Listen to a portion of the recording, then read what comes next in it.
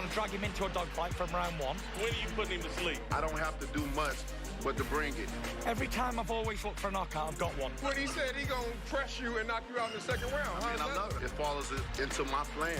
And we'll see who's got the biggest cojones on the night, that's for sure. You like Fury, but you got a strange way of showing that. I had to remind him where he were and who brought him to the big-time boxing. Do you know what? There ain't no respect. Please put him down so I win this money I'm about to bet. Honestly, I think Deontay Wilder, well, I don't mind saying it. The polite respect kind of went out the window yesterday. Oh, Wilder is up. Wilder is up. La, la, la, la. We got to end this interview. All right, welcome back to Speak For Yourself. Jason Whitlock, Marcellus Wiley. Joining the show now, our Sports Illustrated 2010 Fighter of the Decade, Andre Ward, and two-time welterweight champion Showtime Porter. Thank you guys for joining us. For having us. Listen, let's start with the commission banning these guys from having a stare down today. I think it's a bit of an overreaction, but I also think the tension is really high between these two guys. The emotion is real. I'm in the same vein that you're in. Like, the beef is real. Like, you're really trying to hurt me. You know, and that's how Deontay Wilder and Tyson Fury feel. That each of those guys are trying to take food out of their babies' mouths, and that's real in boxing because when you lose a fight, your pay scale changes. You don't make that amount in the next fight. So all of that stuff that we say is real. So they're dealing with all of that, the magnitude of the event, and then you got a guy in your face talking crazy. So it's going to be some tension. I think if they were able to do the weigh-in later today, face-to-face, I think they'd be fine. But Bob Bennett, the executive officer, the head commissioner here, I get it. He's not trying to mess up his money, and he's not trying to mess up their money, so he's taking precaution. But, Dre, it is what it is. Wednesday. Let me ask you, have you ever seen a face-off like you saw on Wednesday? It was premature. It was early. But I got an epic face-off. I had never seen a face-off like that ended the way that they were able to resolve it. So I'm not mad about not having a face-off today, because I think we got everything we needed Wednesday, and I think we're going to get the rest today. But we've seen intensity in those moments before, but this is another level. Why is it so deeply rooted, and why are we in this moment right now? Because it's a lot on the line. It's a lot of money on the line. It's legacy on the line. It's reputation on the line. It's bragging rights on the line. You got two dudes full of testosterone, tired of hearing about each other, tired of looking at each other, and now we about to get it on Saturday night. I don't want you in my face talking crazy. Move, get back. That's what happened. You know, and Bob getting old. Bob's like, I'm too old for this. Bob stays out the way. He said, man, y'all young folks do that. He said, I'm too old for this. We just going to break it up all together, get on the scale, and then have a nice day.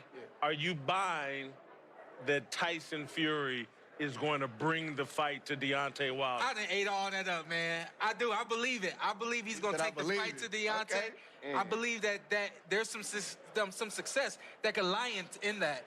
No one's taking the fight to Deontay. We don't know how he's going to react. Everyone says, well, he's a fighter. How do you think he's going to react? Listen, y'all see how everybody reacts when I get all up in them. They have problems. I like it. But I want to see if Deontay Wilder has a problem with being that. the better boxer, winning on points without the knockdowns. Basically, Tyson Fury wins that fight without those two knockdowns.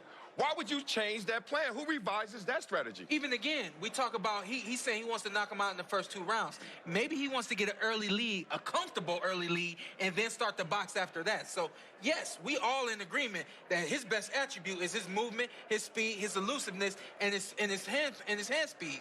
Use that, but try something new first. I like it. Is it really a safe place in the ring against Deontay Wilder? No. Whether you box him or fight him? No. It's really not. No. Tyson Fury boxed him the first time around. He almost got counted out in the 12th round. Yeah. Like, that dude has an 83-inch reach. So even pulling back and trying to avoid the punches, it's no guarantee you're going to do that. And this is what we're losing sight of from the first fight. Tyson Fury, there were a lot of moments where Fury attacked Deontay Wilder, got off on him, 2-3 pieces, and Wilder had no answer. He buzzed Wilder multiple times. I was a guy who was a good boxer, but made his living on fighting guys who were aggressive, big punchers, and it wasn't from staying away, it was going to him. So I like the game plan. It's dangerous, right? It's risky, and at the end of the night, either he's going to be called crazy or crazy as a fox. Now, Deontay Wilder, like you said, hasn't been pressed. So most guys stay outside. One, it's either because of fear, or two, you actually respect how he can respond with that pressure. Which one you think it is? Oh, it's a bunch. It's a bunch. You respect his power, but you also looking at this big dude like, how do I get in him? Yeah, where do I begin? You know, so I think for Deontay Wilder, and I think that, again, we're talking about Tyson Fury being onto something. How do I get in on Deontay Wilder? How do I attack Deontay Wilder? And I think he's trying to solve that puzzle that no one's been able to solve. I think the weigh-in later today is going to tell us everything we need to know. If Tyson Fury is high 260s, low 270s, he's looking for a fight more than he is a boxing match. If he's in the 250s, somewhere around there like he was the first time around, he's looking more for a boxing match than a fight. I think he's going to come in at 270. I've been watching him. 1 minute he looks lean. Next minute I'm like, this dude really is 270. He been That's doing going to it tell us all. what we need to know. He been wearing jackets with sweatshirts on top. Yeah, He's playing mind games. Yeah, he been wearing the suits, the nice suits and all that. So he's playing mind games. At the end of the day, you got to love this. What Deontay Wilder said yesterday, I think he's made for me, and I'm made for him. This is perfect for us. Yeah. This is perfect for our legacy and for boxing. I think both of these guys have an energy that's unlike no other, especially in the heavyweight division. Yeah. And we're going to see it all today and most certainly tomorrow I night. agree. Okay, a lot of conversation about what Fury will do different in his adjustments. Biggest adjustment we need to see from Wilder. Listen, Wilder, I talking to him yesterday, he said, I don't need to make any adjustments. Oh, really? I agree. Oh, really? But look. He said, our game plan was perfect. I just didn't execute it. I got out of myself. I put a lot of pressure on myself. I was a little anxious and ready to knock this guy out, so I was swinging for the fence, swinging for everything.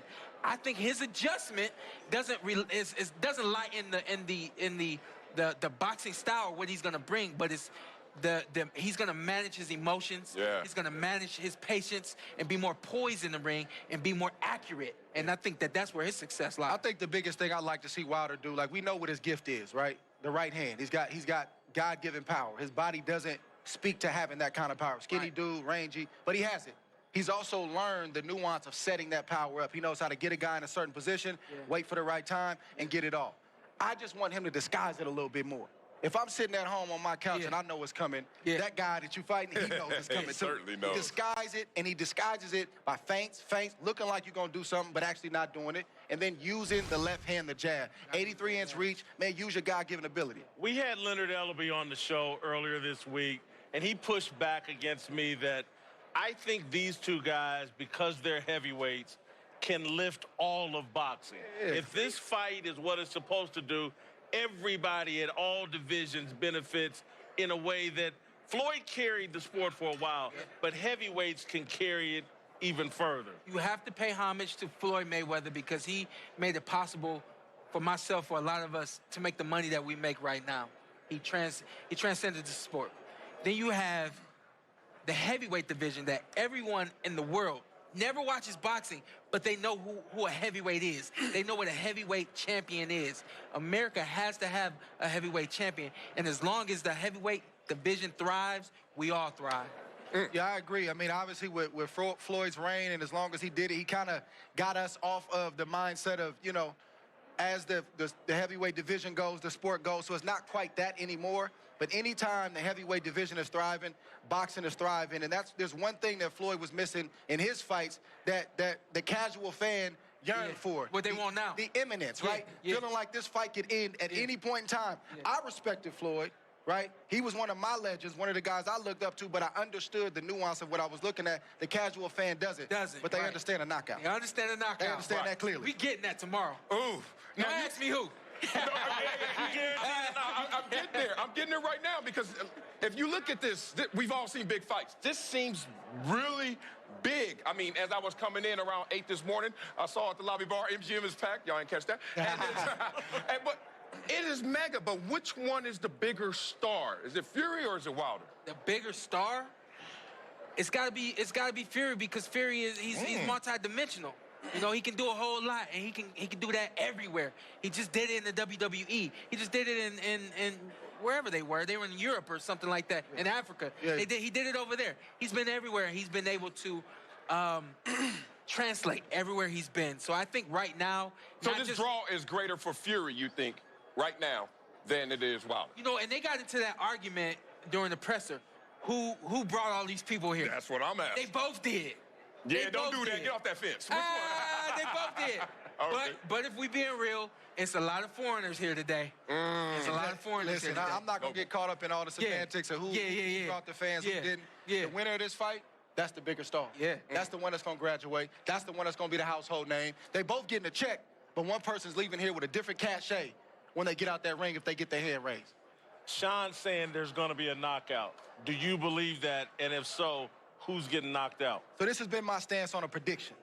I haven't predicted all week. Everybody's pushing back on me. Come on, you're dancing. No, I'm not. This fight is dancing. This fight is too close to call on paper. And then obviously what we saw in the first fight, it was a split draw. There's nothing polarizing about either guy where I can say, this dude is going to win the fight. But that speaks to the magnitude of this fight. This speaks to the fact that this is a super fight. And the winner of this fight is going to be the guy that executes under the lights, and I don't know who that is. Yeah. So we present the facts, right? Yeah. We make a case for both guys, then we step back and let them be great. But Dre, come on now. Step back and let them be great. But we in Vegas. Can we do that? In the spirit of Step gambling. back and let them be No, great. we ain't getting that. Step back and let Take them a be risk great. sometime, man. Roll the dice right now. I do Dre. that 90% of the time. 10%, I gotta be wise too, though. Oh, man, you're too buttoned up with that response right there. Okay, what's your pick? Obviously, I say Wilder. early. obviously Wilder can do it with one punch. Yeah. Fury is going to have to be I think it's going to be multiple. an accumulation, yeah. If you think there's going Which to be a happens knockout, first. and one guy only Facts. needs one punch, Yeah. you think Wilder's going to knock him out? I You do. What happened was, y'all stopped. Y'all came in with me. See, that's what happened when you forced to make a pick. At the end of the Stand day- your ground, Sean. Bomb To this day. Andre, these guys in this big of a fight, could you come out of retirement and fight this kind of money that they're generating? Could you come out of retirement and want to fight one of these guys at the heavyweight division? In theory. In theory? I played that back and forth multiple times. In theory, I like where I'm sitting right now. I like sitting here with y'all. In my crew at ESPN, I like it. I like chilling. We don't hit back, huh? See, They the kinda thing talk. is this. That's why I say in theory, because you can come up with all these ideas, you know, the money, the opportunity, but then you start remembering the pain. Then you start remembering what it feels like to be hit. And all of a sudden, those stars they just go away. Just random. They just go poof. Right. I just ignored that response. But he's still active, still though. at it. He I can't think ignored like all I that. think. No. But look, he gonna call me one day and say, man, I know what you're talking about.